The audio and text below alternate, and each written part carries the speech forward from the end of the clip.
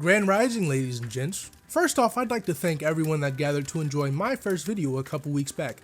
Never in my life did I think that video would blow up in the way that it did, and I am so grateful to be welcomed by such a warm and positive community. From the bottom of my heart, thank you. Thank you so much. However, some of you bastards are something else. My notifications are on. I can see you arguing about NCR every last comment, every last one. And you bundle of joy that spoils Super Balls for me. Screw you, buddy. I hadn't read the latest chapter yet. I know where you live, you hear me? I have the means to locate you and your family and your pet chinchilla, who even owns those things anymore. And I will rain hellfire upon your bloodline. Do you understand? Thank you again, and I hope you enjoy.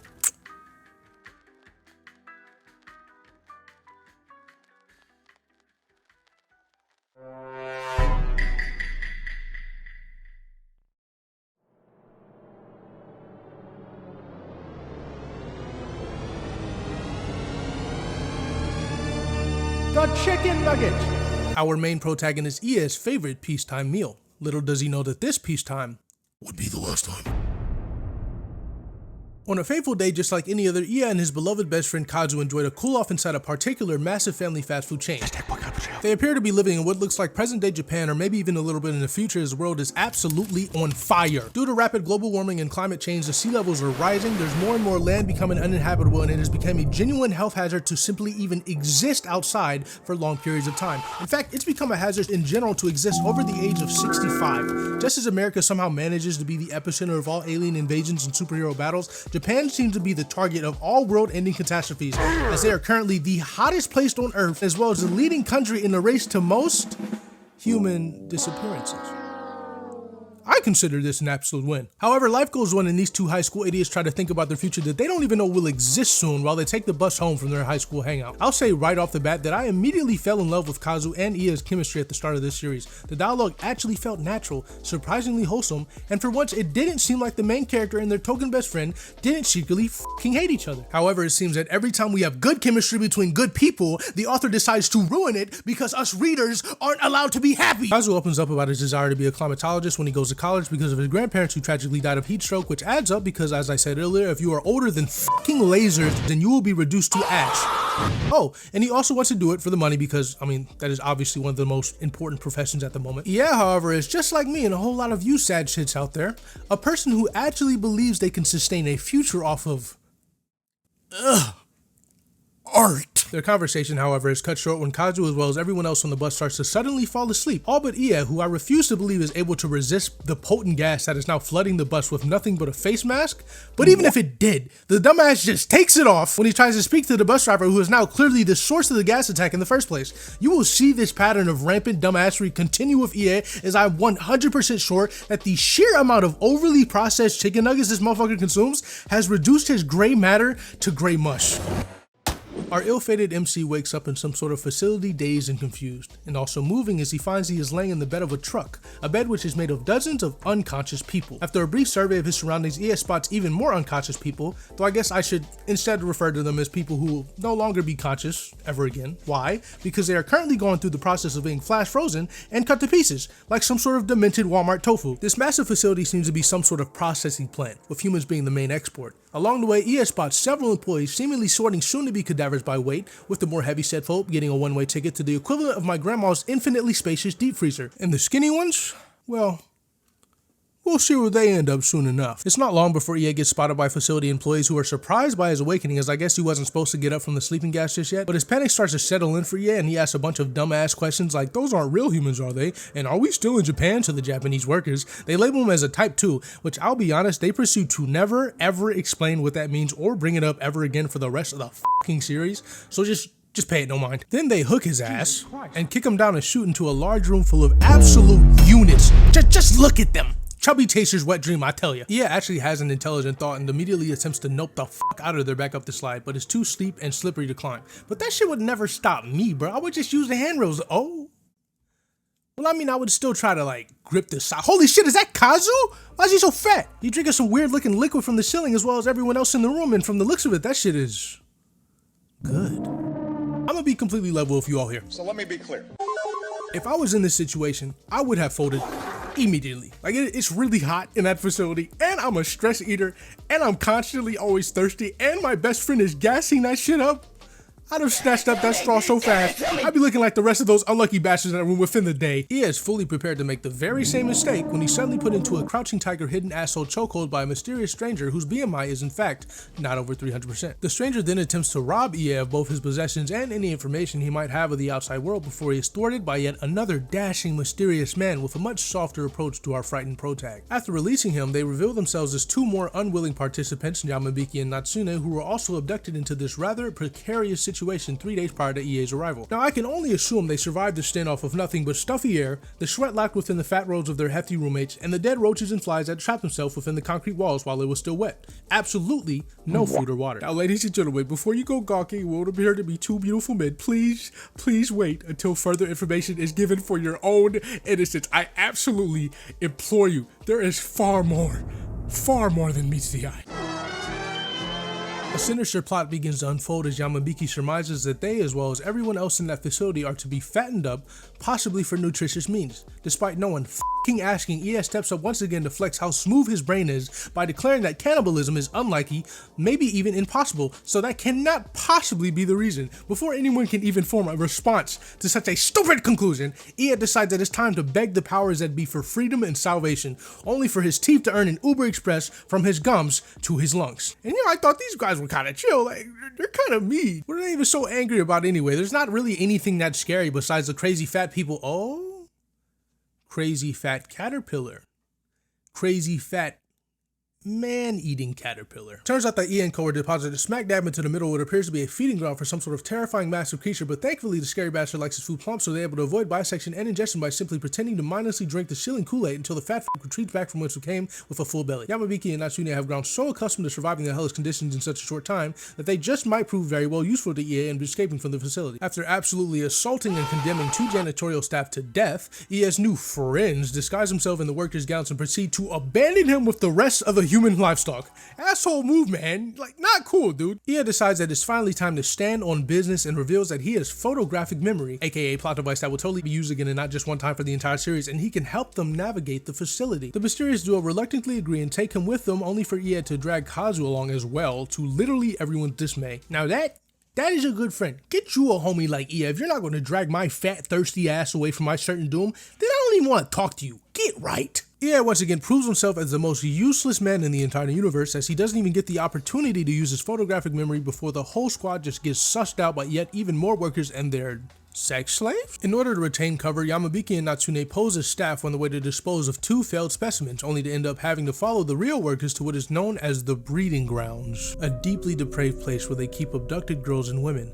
pump them full of drugs to make them more efficient for intensive childbearing, and stick roided up, aphrodisiac-fueled abducted men to breed with them pretty much until both parties perish. Man, this shit freaky as hell. It's almost like, sorry, not the time. Obviously, our main men are disgusted by such horrendous conditions in which innocent human beings are being subjected to. Yamabiki in particular is fascinated by just how an operation as such was able to take place, noting that such powerful drugs would need such powerful technology, and such powerful technology would need such powerful intelligence, and such powerful intelligence would need just such powerful power. You know what I mean, bro. But no, these guys are just as bad. Shit goes left real quick. Ie loses it and once again confronts one of the guards, who just backhands him not long before getting injected by the very same sex drug by Yamabiki, just as the guard himself had been administering to the sex slaves prior. He's then locked in a cell with another guard and succumbs to the aphrodisiac immediately. What do Yamabiki and friends do? They just sit and just watch this man get his Red Sea non-consensually parted. No prep, no lube, not even soap, man. That's diabolical, dude. These men are diabolical.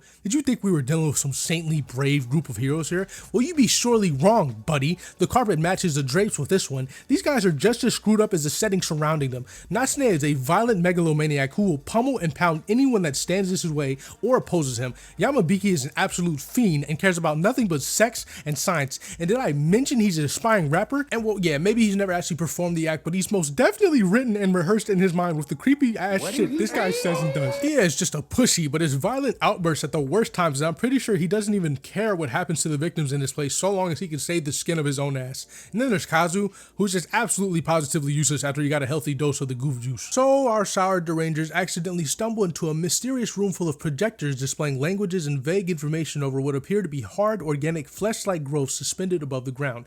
It really doesn't take a genius to understand what this room is, because even in my first read-through on my first glance, I immediately understood that this was a hatching room full of giant cocoons. These idiots don't understand right away for some goddamn reason, but only decide to hide when they hear people coming. No need to panic though, it's just a bunch of janitors who proceed to painstakingly clean and measure all of the massive cocoons to careful detail. But then one of the masses starts to hatch. And faster than Elon can repost a transphobic tweet, one by one the janitors start to get the fuck out of there. All of them make it past the safety doors except for two poor sods who get trapped. One of them has to watch the other get absolutely destroyed by a very large creature. The existing material was far too graphic to broadcast on live television. We have instead prepared a highly accurate artist rendition of the following events to better aid in your viewing experience.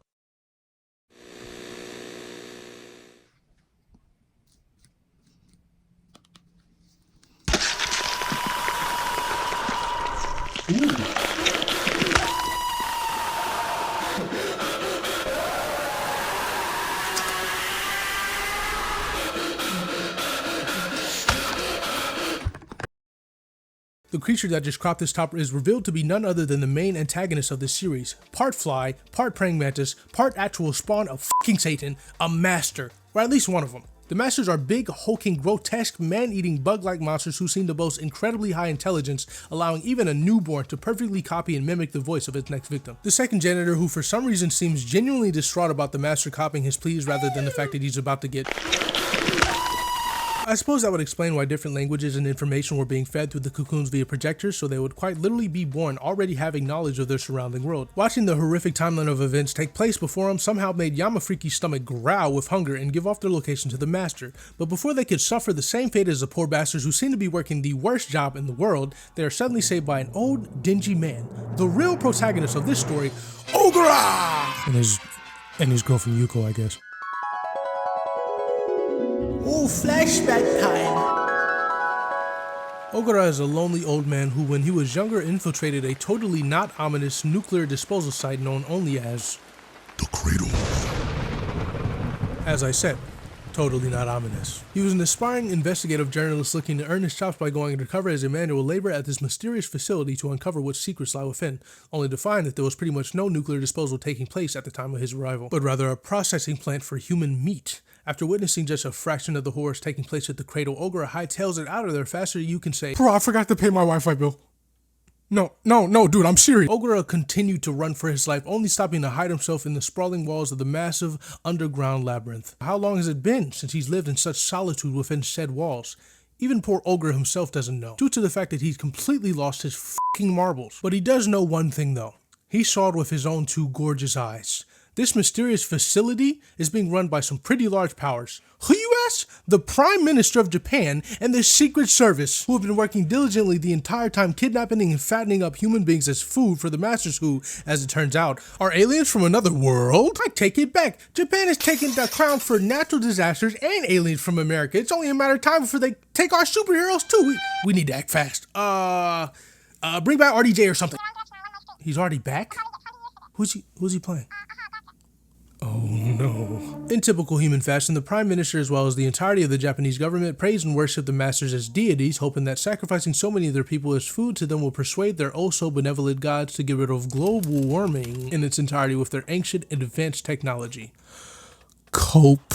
But then we see the mother of all masters, a giant uncircumcised ball of cancer that communicates to a human host provided by the facility labeled as an interpreter, doing air quotes here, whom the mother quite literally hooks up to like an aux to a fucking amp. It's disgusting. I don't even want to know which hole it goes into, man. The way the queen legitimately talks through the guy like a speaker is genuinely disconcerting. It's very obvious that the experience, if the poor bastard is even alive, let alone conscious, is very, very painful. The masters revealed that they have other plans, opting instead to eat every government official present in the room and taking over the facility, as a whole. Back in the present day, we find a very angry and bloodthirsty Natsume who, against Ogura's warnings, declares that he's going to kill all of the masters. Sound familiar? Honestly, this whole cast of 3 main characters is like a lame version of Eren, Armin, and Mikasa, or maybe like somehow a more deranged Hange. A slight disagreement breaks out between Ogura and Natsume, and Kazu surprisingly steps in to intervene, only for his fat ass to fall through the floor and cry like a little bitch.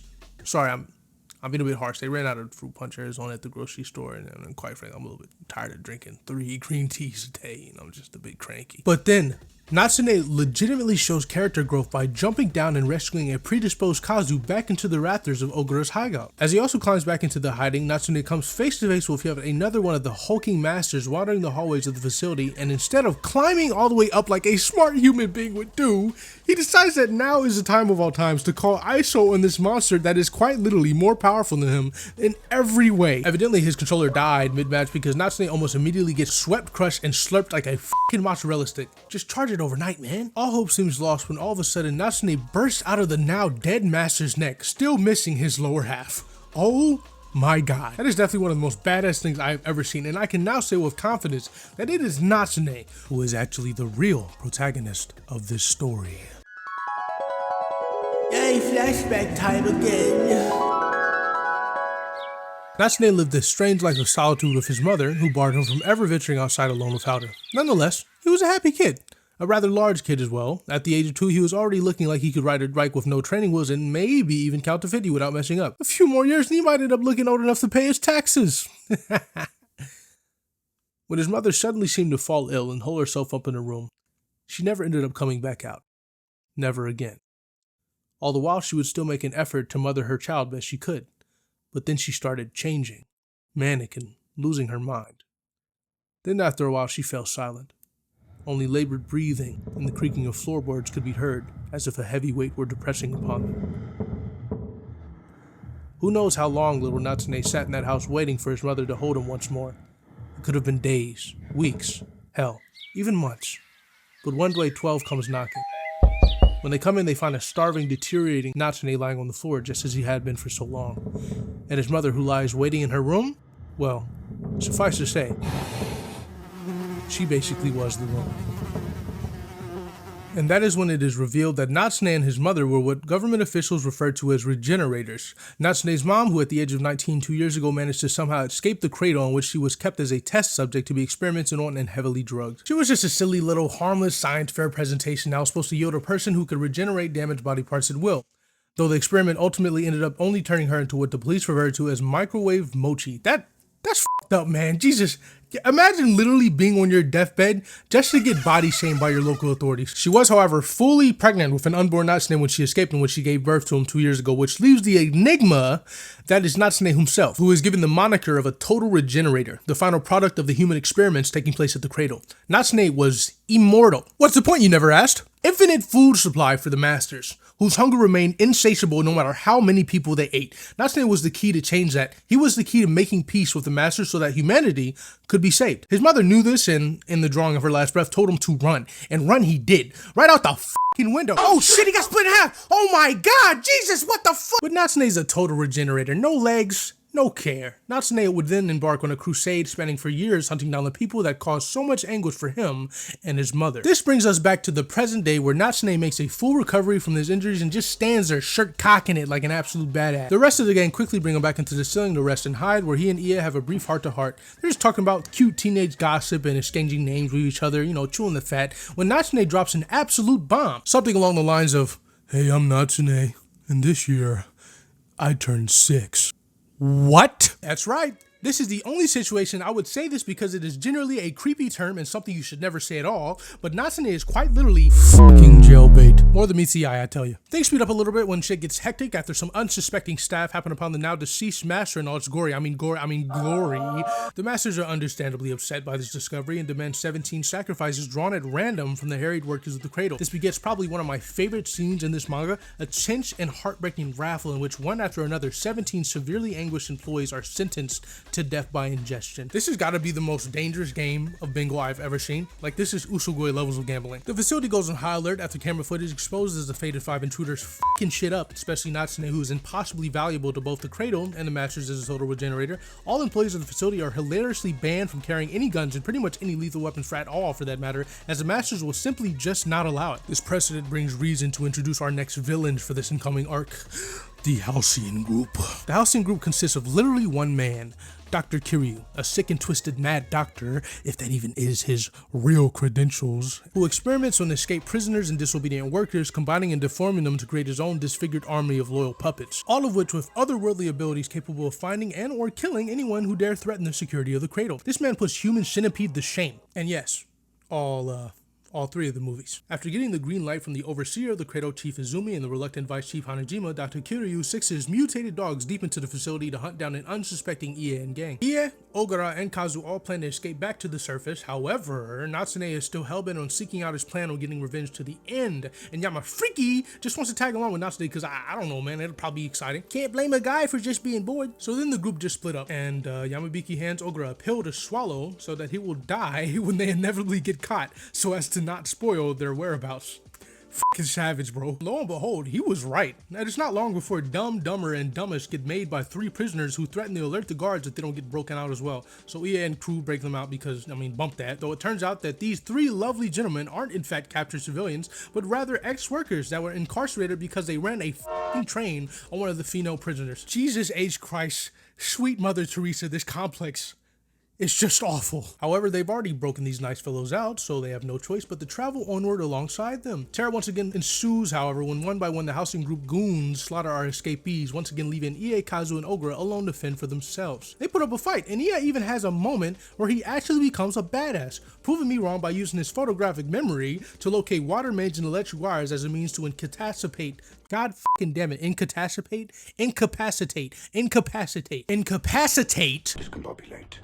One of the attacking Halcyon hunters. There was no point though, EA is still useless, they still got captured. Trio wake up in Dr. Kiryu's operating room where he interrogates them for information, threatening to turn them into monsters just as he did the rest of his army. Ogre goes, nah big homie, I ain't going outside like that, and proceeds to make an attempt to swallow Yamabiki's game-ending pill to no avail as he just gets caught. Right as he is about to go under Dr. Kiryu's knife, boom baby, Yamafriki and Jailbreak Natsume to the fucking rescue. Turns out that poison pill Yamabiki gave to Ogre was actually a radio transmitter, whatever that means. Maybe Yamabiki isn't so bad at all. He has legitimately been so useful this entire time and seemingly the smartest out of literally everyone that I might have to say with 100% accuracy that it is Yamabiki who is actually the real protagonist of this story. But wait, Natsume challenges that notion by proving that it is he who is in fact him in a bloody battle between him and the entirety of the Halcyon Group using nothing but a single kitchen knife, dick stab, and when he fails, he just resorts to using his own broken ribs as weapons.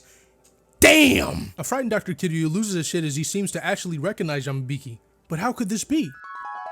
Yay, flashback time again, I guess. Dr. Kiryu was a professor at a prestigious university running a laboratory sitting on the bleeding edge of biological research. With aspirations to be recognized for his breakthroughs and hopefully win a Nobel Prize, Dr. Kiryu yearned to make a big breakthrough in his field. Our old friend Yamabiki, a then student who had set eyes to work alongside him in his lab, was unable to catch Dr. Kiryu's eye. That was until he allowed Dr. Kiryu to start passing Yamabiki's astounding work in the field as his own. You see, Yamabiki was a bona fide genius.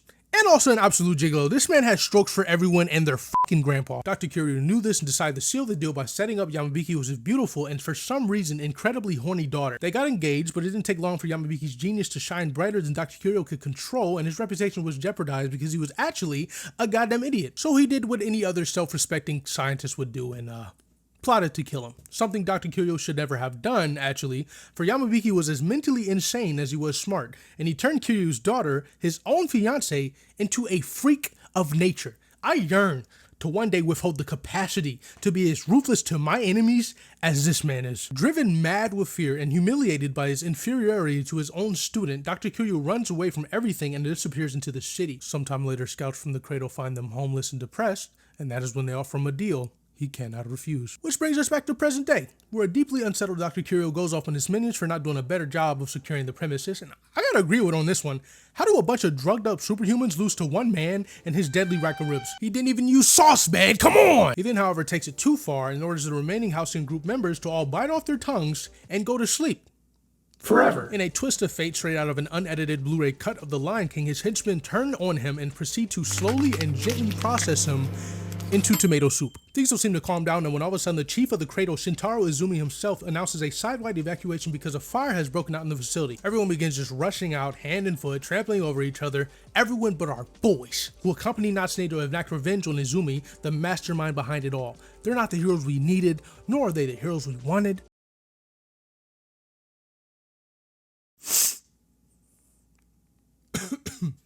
The men in tights make it to the chief's office where they come face to face with, oh shit, he's got a gun! No! Natsume! They got Natsume, they got my boy! What did he get a gun? He was just up here! That's not allowed! What, you fucking cheater! You cheated, son of a bitch! How could you? Natsume! Even though Natsume was a total regenerator, he had his limits. He could just heal about any ailment or injury that his body incurred, so long as his brainstem was intact. Luckily, his brainstick actually was still mostly, oh, no, he's double tapping, triple tapping, he reloaded and everything. Oh, well, maybe, no, he's cutting off his head with a machete now. Why are you just watching this happen? But why has Chief Izumi done this? After all, they needed a total regenerator so that the masters they obey can have their infinite food source. As well as that, he reveals that he set off an EMP which essentially fried almost all powered appliances and utilities, locking all the masters in their hatcheries as well as their throne room. Is he trying to kill them or something? Oh. In yet another horribly delayed fit of mournful rage, Ie pounces on Izumi and starts rocking his shit. Why didn't you do this when he was literally performing the act? I'm sorry, I've been trying to hold myself back, but I hate this main character so goddamn much. He's so freaking stupid. Before he was so rudely interrupted by Ie's salty ass, in an unexpected turn of events, Izumi opens up about his plan this entire time to deny their very oppressors the infinite food that they so desired, and turn the cradle into a permanent tomb for the entire race of the master. Now, I just might have to say, with complete impunity, that it is Izumi who is actually the real protagonist of this story. No more flashbacks. I don't have time for this. When Izumi was 6, he and his dad, who was a corporate businessman that lost his job, were struggling and facing homelessness when they were taken by the cradle, and his dad quickly rose to the rank of chief. For over 10 years, Izumi's dumbass was convinced that they lived in a mannequin factory, but oh no, it was so much worse, and his dad did not want him to see the horrors that lay beneath, so he plotted his son's escape. But on the night Izumi was supposed to run away, he met an imprisoned woman that happened to be Natsume's mom, who seduced him because her brother was starving, for he hadn't met or even seen another woman live in the facility for even an entire 10 years he was there. And Natsume's mom was bad as hell, so she just set her free only for her to run away, and a facility went on lockdown because he was supposed to give birth to a controlled fucking regenerator, which caused the masters to get very upset and kill 300 workers, which would then be known to the facility as a great purge. And Izumi was supposed to die, but his dad took his place, which caused Izumi to work his way up to become the next chief of the cradle and enact his revenge on the masters, whom he hated very much. Just as Izumi had planned, locking up all the masters as well as the foreskin mommy monster with an EMP blast caused them to starve almost immediately, as the master's satiation, powered by their great burden of intelligence, required levels of hunger that were almost infinite. They pretty much needed to always be eating to survive, so they in turn began to eat each other as well as the mother of all masters, who was the only creature of their race capable of reproducing. Nigga, no. As she lay on her deathbed, Shintaro Izumi declares that mankind has finally won.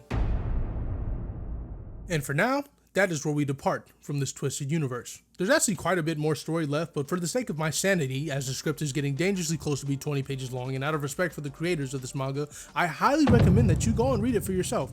Trust me, the climax is yet to happen, and it's crazy. I really enjoyed this piece of work. It was just an absolute ride all the way. I obviously have some gripes, as any manga enjoyer worth their spit would, but overall you could absolutely give Starving Anonymous a try if it sounds right up your alley. It doesn't take a genius to notice a jam-packed medley of parallels to real human life in this manga, and believe me, I am an utter dumbass. Let's briefly talk about the masters, the enigmatic oppressors that drew mankind to create the hell on earth that is the cradle. Towards the end of the series, they do speak on their origin story and where they come from, but without spoiling too much, I'll concur that they are in fact aliens from far, far away. Now, the masters are some hungry fellas, just some hungry little guys, and they need far more food than the conventional means can provide them to sustain their already dwindling population. So they do their hot alien shit, and they mine methane from the ocean floor to speed up the global warming process for human beings. This essentially extorts humans into providing their own people as food for the masters. This was only supposed to be a temporary solution, however, as their true initiative was to work in conjunction with the Japanese government to create an infinite food supply, a total regenerator. I honestly don't like that it was revealed that it was the masters that caused global warming. I think it would have been far more culturally relevant to have it show that we really did cause global warming for ourselves, but our powerful governments and corporations in turn tried to fix the problem with the help of an empty promise from some mysterious deities rather than manually fix the problem that they caused. This would make a lot more sense, as the whole theme of this series is about individual people fighting against the powers that be. It's clear that the Master's insatiable greed and yearning for manifest destiny is a direct analogy for humans and the way we treat our environment, as well as any living things that we consider beneath us, such as livestock. And though it surely isn't the first and last one, Starving Anonymous is just another example of it. The roles were reversed. In this universe, we are the livestock. We're the ones being subjected to abuse, drug enhancing, overfeeding, forced breeding. Pretty much everything that is being done inside the cradle under the wishes of the masters is legitimately what we do to our own animals that we consider food. And no, I'm not some filthy vegan sympathizer. I am a blue-blooded, gun-toting, red-voting, meat-eating American. All jokes aside though, I believe this manga does a spectacular job challenging what we really consider to be right and wrong in the face of greater good. Dr. Kiryu thought that experimenting on innocent people was a worthy cause for securing the facility in which the masters reside in, though maybe he just did it because he enjoyed it. The Japanese government thought that committing godless acts of what is essentially genocide was worth it so that the masters may finally put an end to global warming, saving everyone. Izumi thought that commanding countless people to suffer and die so that he may one day get his chance at trapping and condemning the masters to death was a noble cause. You know how long I've been waiting for this? Woo, I'm about to make a name for myself here. The masters themselves thought that they were doing mankind a service by not eating all of them when they very much could, instead working to find an infinite food source. I alone cannot make a statement as to if any of these motives are truly right or wrong, but there's always a give and a take. Biting the bullet, or as Izumi puts it, eating the devil's own shit, could save countless lives. Nonetheless, countless lives will be affected because of it. It's all about perspective. How would the masters feel if they were in our shoes, huh? Likely the same way we do. And that's what the manga does well. Want to know what the manga doesn't? Characters. More so character dynamics. If you didn't fall asleep the minute you clicked on my video, you piece of shit, wake up! Yeah, you! In the plaid pajama pants! Yeah, you! Wake up! You'll remember that I mentioned loving Ie and Kazu's dynamic. That's pretty much the only good dynamic, and it's immediately scuffed by the fact that Kazu lost most of his personality when he got fat. Everyone is so freaking inconsistent, it's annoying. Ie is supposed to be fearful and disenchanted by the world he's in, but then he's brave and excited to make new friends in this new environment. Sometimes, like he's completely obsessed with Yamabiki and Natsume, despite them very rarely showing him kindness. This obsession grows to an even more extreme level towards the end of the last volume. Natsume is 6 years old.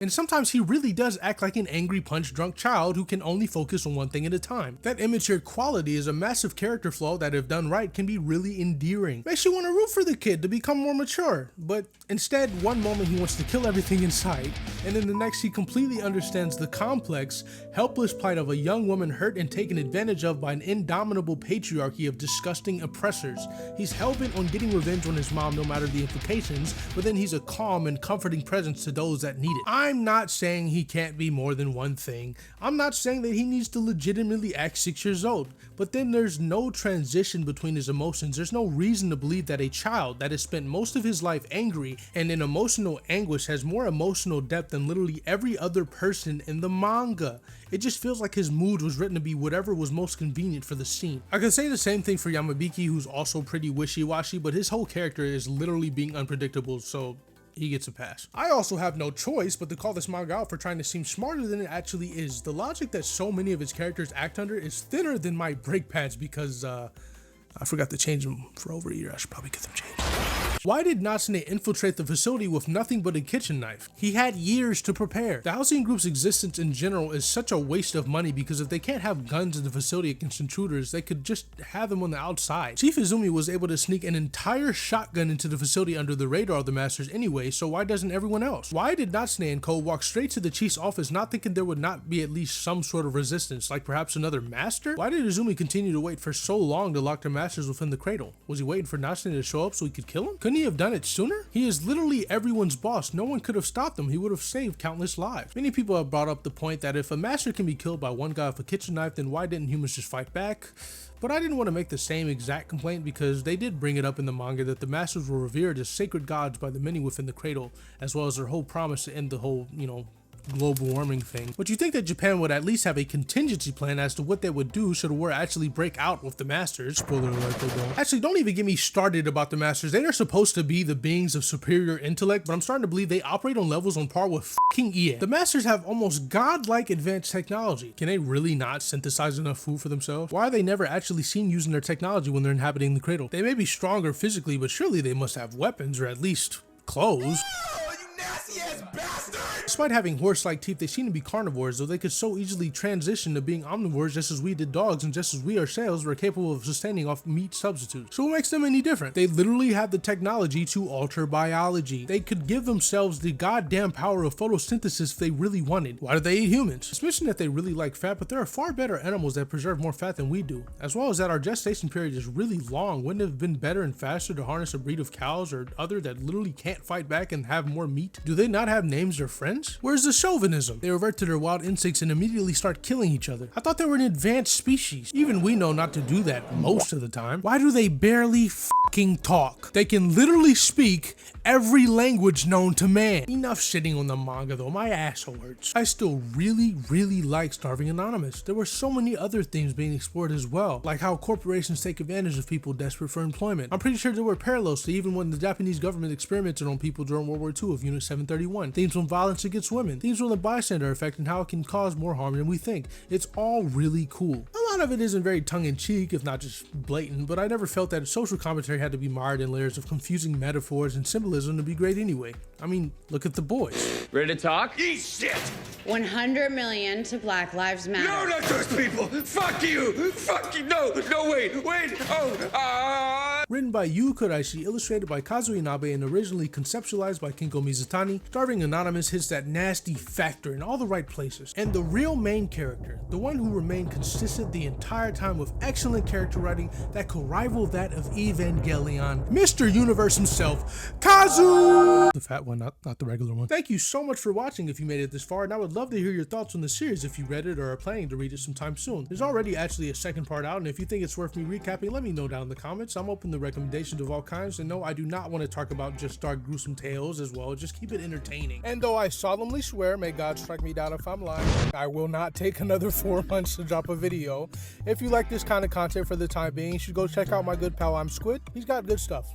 Trust. As always, leave a like if you'd like to see more, and subscribe if you'd like to see your family again, you stupid pieces!